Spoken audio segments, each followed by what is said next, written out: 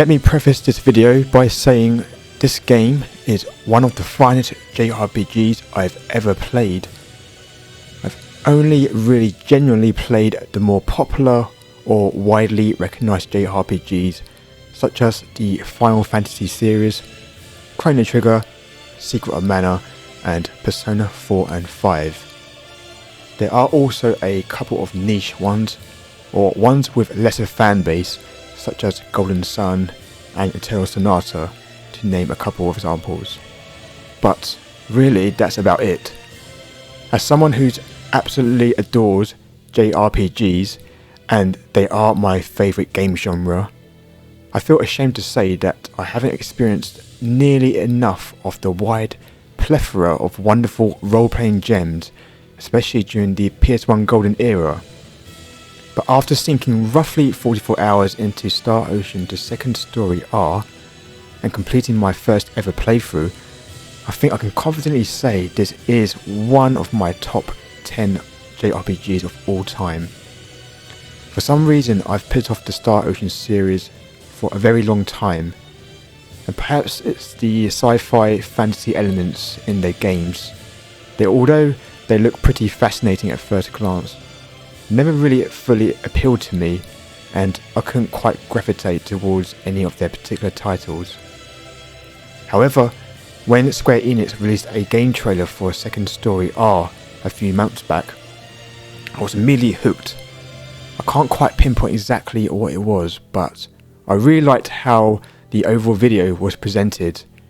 You had this newly remade Star Ocean game showcasing beautifully realised HD 2D visuals, revamped from the ground up, as well as teasing, enriching gameplay, and all the quality of life features to appeal to both old and new players, such as myself. So I began to understand why Second Story was hailed as the best in the series before this remake, and I knew I wanted to see more. Now I can happily say I've finally experienced my very first Star Ocean game thanks to this wonderful remake. So a brief history with Star Ocean the Second Story. As the name suggests, it was the second game in the Star Ocean franchise after Star Ocean's first departure, developed originally by Tri-Ace, and this was first released in Japan 1998 for the PS1, and then North America and Europe in 1999 and 2000 respectively. This was then given an enhanced remaster treatment for the PSP with Star Ocean Second Evolution in 2008, and then the PS3, 4 and PS Vita a few years down the line, with reworked polished graphics, music and other extras such as new animated cutscenes and added story elements. Fast forward to 2023, now we have Star Ocean the Second Story R, which was developed by Gemdrops. So I have no idea who they were or what games they worked on, but I can say with confidence they absolutely hit a home run with this remake, and I would love to see them work on more remakes on other projects in the future. So, without further ado, roll on my personal review for Star Ocean Second Story R, played on the Nintendo Switch.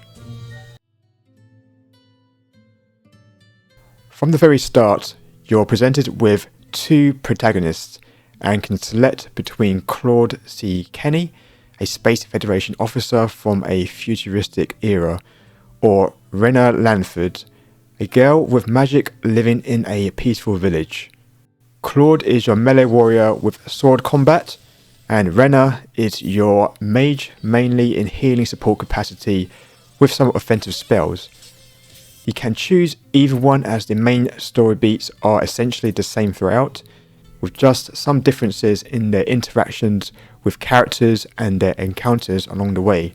Otherwise you have both in your party regardless. For my first playthrough, I went with Claude as he seemed logical, and DPS melee characters are usually my preferred choice. Also, I read he was probably the best choice for newcomers to Star Ocean in order to get a better understanding of the game. But for this review, I went with Rena, The overarching story is a simple one, where Claude encounters Rena after having been teleported by a mysterious device to her home planet of Expel. After a series of events, they set out on a journey to investigate a meteorite, the Sorcery Globe, as they call it, in the hopes of stopping several natural disasters and finding a way for Claude to return home. Along the way, you will meet a wonderful cast of potential characters that you can recruit on your team, up to a maximum of 8 out of a possible total of 13, including Claude and Rena in your party. The whole premise from beginning to end, although it tells a simple story, it is full of charm with light and dark moments, and is wonderfully narrated with an unforgettable cast of characters along the way. So with this, the story scores 9 out of 10. On my playthrough, I chose Galaxy mode, which is the normal difficulty. But let's get into the meat of the game, the battle system. The combat in the second story is executed in real-time fashion and is very action-oriented with fast-paced and frenetic combat. There are no random battle encounters compared to the OG version, as enemies can be seen on screen as differently coloured clouds that range from green, purple and red, or essentially easy to hard difficulty. Their colours will change accordingly depending on your party level and will become easier as you become stronger. You can run into enemies, or they may be aggressive and attempt to chase after you to begin the battle. However, you can catch them by surprise with a back attack to gain a preemptive advantage. You control one player of a potential 4 in your active party, which you can freely switch between during combat. The game will ease you in at the beginning of the game, and you can mostly get away with spamming the attack button in the first couple of hours. However, you will need to use special art skills or powerful attacks, as the game can quickly ramp up the challenge if you're not too careful.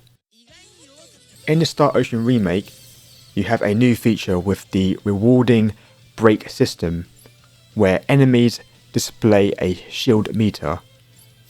When this shield meter is depleted, the enemy is temporarily stunned for a short time, allowing you to wail on them with increased damage, basically critical hits. So think similar concepts used in other JRPGs, such as Octopath with the weapon break weaknesses, or in FF7R with Stagger Bar as 2 examples.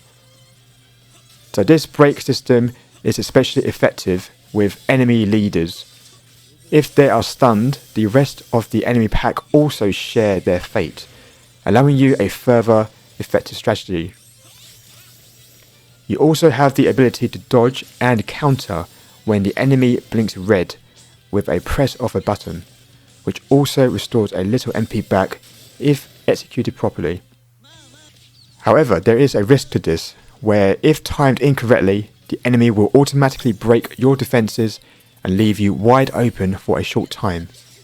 This also means your bonus gauge streak is reset back to 0. The bonus gauge is essentially a way for you to gain increased attributes or experience points, so it's always worthwhile having it at max level. I very rarely used the dodge mechanic anyway, as it didn't really help with the flow of combat, and the risk seemed to outweigh the reward greatly. Going back to the bonus gauge, this is tied to the formation system, which you can set outside combat. As you progress, you collect various formation layouts to help give you the edge in combat or increase XP, for example. Party AI, especially for mages, are somewhat of a double-edged sword. They're great at casting offensive, healing or spells when needed, but if the MP runs out, then they are basically sitting ducks. Although you can control their automated actions via the ally strategy feature and make them use basic attacks by the don't use MP option, it could be better reworked in my opinion. It's generally recommended to use mostly melee fighters in your team to counter this, as they won't have this issue, but overall it doesn't become a major hindrance for most of the game.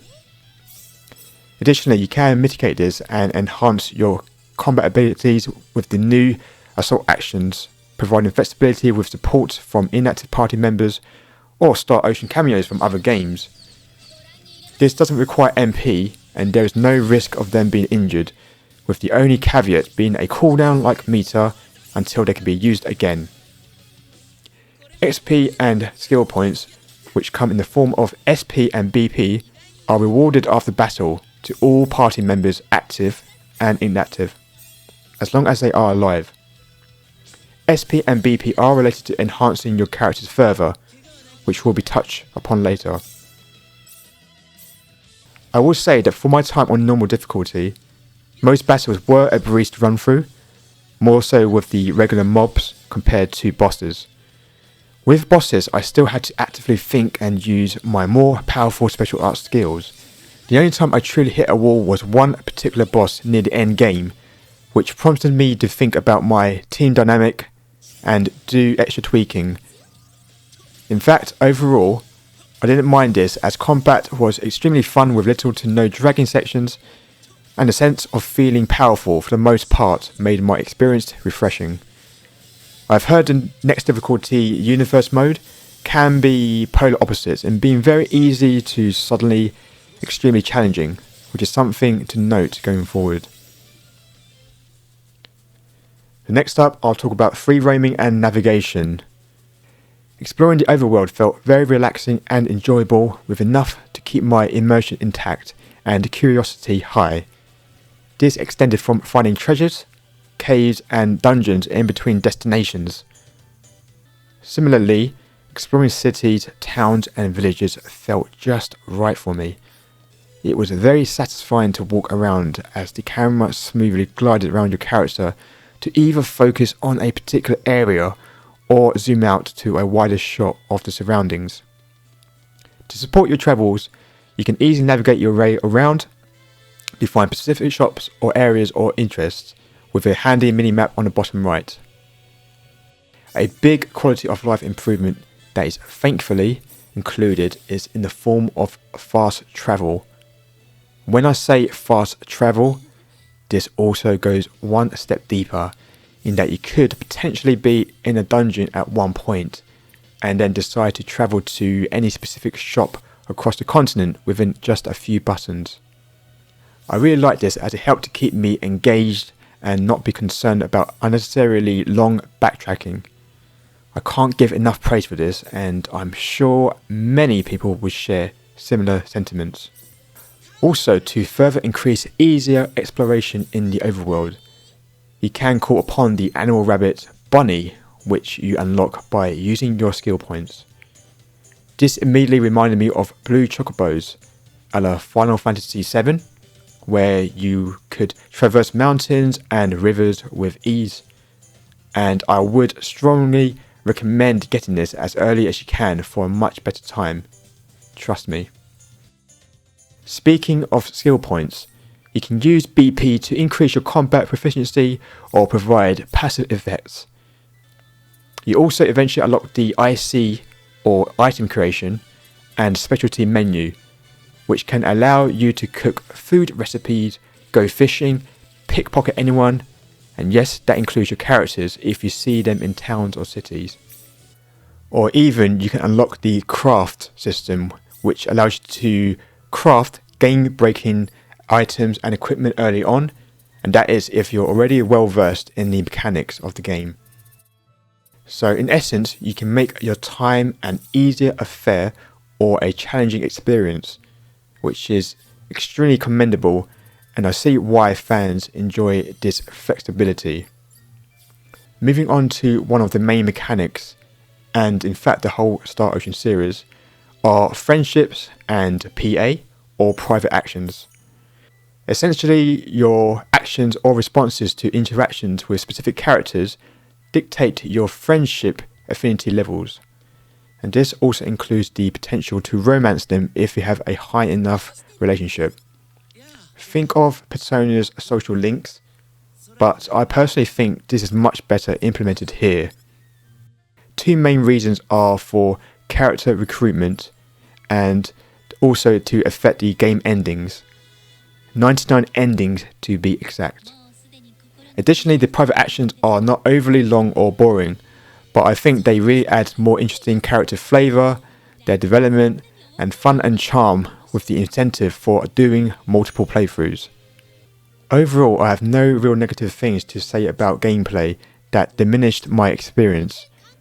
Everything is almost perfectly competent, robust, and offers so much flexibility.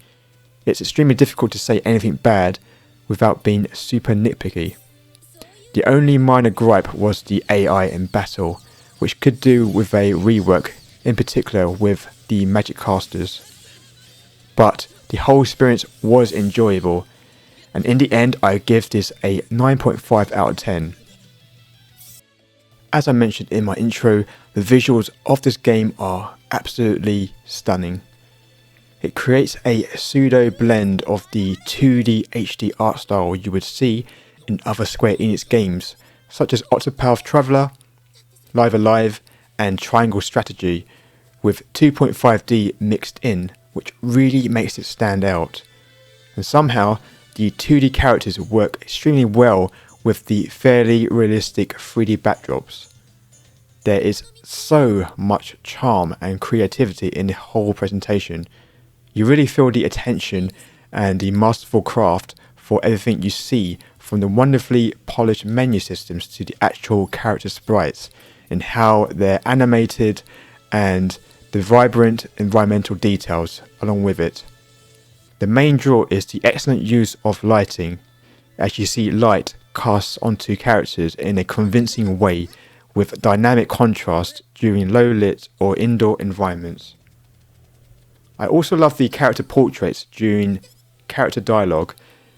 You can switch between the original second story, evolution and remake versions in the game settings, although I believe this only applies to the menu. Nevertheless, it was interesting to see the differences. It's also great to see minor details like the character's mouth moving while speaking, or even how the text moves across the dialogue box. It is very subtle, but to me, this adds to a more satisfying and digestible way of listening or reading, respectively. Everything was solid, and battles always looked very exciting and fantastical. As you progress through the game and start to unlock potentially more spells or abilities, you will gulp in awe at the animation and sheer detail on display. Even playing on the Switch, I only experienced literally very minute drops in frame rate during combat when a million special effects and particles started flying around the screen. Even then, this barely lasted 2 seconds and did not detract from my experience at all. Star Ocean's second story is all about the high octane explosions and flair. I was very impressed throughout, and to me, it somehow managed to retain the PS1 JRPG spirit while offering a fresh modern look. With the visuals, I score 10 out of 10. The sound design I thought was almost equally as excellent as the visuals. Firstly, with the music, I have no nostalgia tied to the original version, so I can't say if they're better or worse compared to the rearranged soundtrack. But I will say the music was pretty great overall and fit the mood in various scenarios. There's a bit of funk and jazzy rock in areas such as certain dungeons and caves.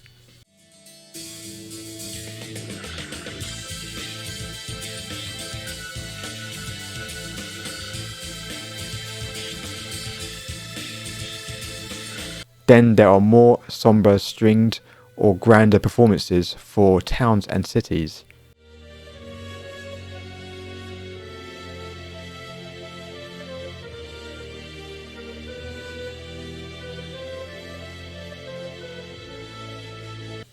I think the most part, they were absolutely bangers to listen to. Although sometimes the music can get somewhat repetitive and becomes a bit like background noise. Otherwise, the wonderfully colourful mix of tracks here is well suited to the sci-fi fantasy setting and showcases the expertise of Motoi Sakuraba, who composed the original. However, if the rearranged OST doesn't take your fancy and you're a die-hard fan of the original games, then fortunately and respectfully, you can easily switch over to that version in the game settings. This treatment also applies to every character's voice. Gemdrops decided to add the extra feature to allow you to change each individual playable character to the old or new voice work. I don't believe you can mix Japanese and English, it's one or the other. But otherwise, this attention to detail once again shows such dedication and passion to the fanbase. Now, I say this with the greatest of respect, but I initially listened to some of the English dub, and it unfortunately didn't sit right with me. I can't see. I can't see. Ow, ow, ow, ow! Now I'm angry! If you want to run, now's the time. We're coming for you. The voice actors are extremely talented, I'm sure, but generally they sound off or forced at most times. On the other hand, the Japanese VA is superior in my opinion, and I think lends itself well to the anime style aesthetics of Second Story.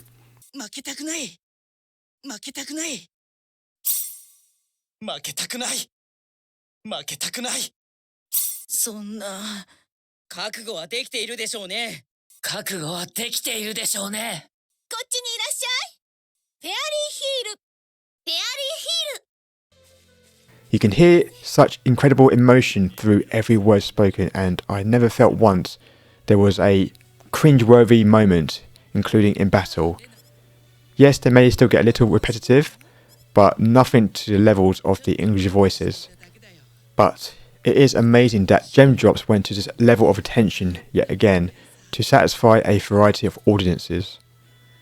Other audio that included battle sounded great, punchy and fantastical where needed. Additionally, ambient noises like waterfalls, water streams, bird tweeting, footsteps etc. were a bonus, and I always welcome this to further enhance the immersion. Sound I score 9.5 out of 10. As briefly touched upon, there are 13 characters in total, with tons of replayability in mixing different team dynamics in accordance with combat strategies and story elements. With so many private actions that can be seen with varying degrees that affect different endings per character, each experience will play differently and deserves multiple playthroughs from Claude and Renner's different perspectives. It's also astonishing with the sheer amount of customization and content on offer, with things like item curation, equipment and factors which add extra effects to your character's weapon or armor, a post-game optional dungeon to experience, and also other ways to vary gameplay by having solo run challenges or all mage team as two basic examples. The huge list of quality of life extras also enhances the game significantly and makes it easily accessible to a wide audience. You can quite easily pour hundreds of hours into the game and have a refreshing experience every time. I score value 10 out of 10. Star Ocean's Second Story R is simply a one-of-a-kind JRPG, and I don't say that lightly. I'm so glad that the devs decided to give this fan favourite a remake that really helped in my decision to finally find out why it's so good. This really felt like the perfect length, similar in vein to how Chrono Trigger strikes the right balance of good narrative and gameplay pacing, and where these types of games are not bloated to the point of just filling out unnecessary grinding for the sake of padding out the game length. Tri-Ace/Gemdrops really wants to respect the player's time, and I felt they have certainly achieved that here. It is probably my favourite game of the year of 2023, and that is just amazing considering the staggering amount of game content we've been spoiled for this year.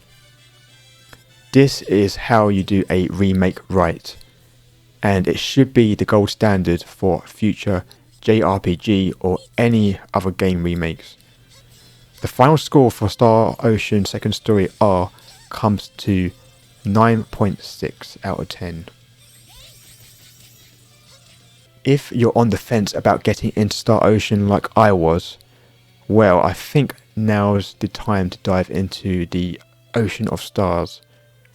This is the perfect entry point that just hits all the right notes for old and new fans alike, and I would highly recommend checking this special game out yourself. If you made it to the end of this video, you deserve 32 experience points. Consider giving this video a thumbs up and share your experiences with Star Ocean. And I will see you next time, adventurer.